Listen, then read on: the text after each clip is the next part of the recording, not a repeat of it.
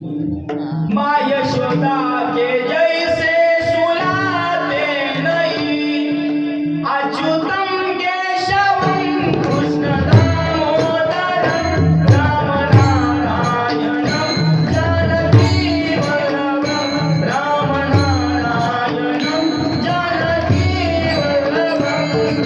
एका गोपी गीतामध्ये त्या गीतकारानं सांगितलं, कोण म्हणतं भगवान झोपत नाही, देव झोपतो, पण यशोदा मातेसारखं त्याला कोणी झोपवत नाही.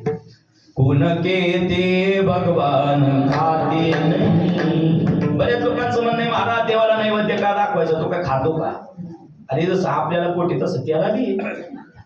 पण मा शबरी की जैसे खिलाते नाही, खातो तो देव.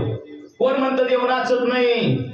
कोण के ते भगवान नाचते नहीं, गोपियों के जैसे नचवाते नहीं. तो भाव ऐका, देव भगवान परमात्मा आषाढीला एकदा झोपले.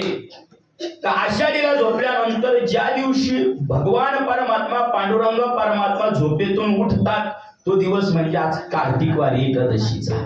आणि ती आषाढी एकादशी, तीही कार्तिक वारी, ह्या ज्या काळातले काही दिवस आहे, हे जे महिने, ते 4 महिने असतात आणि शास्त्रात त्याला चातुर्मास म्हणलाय.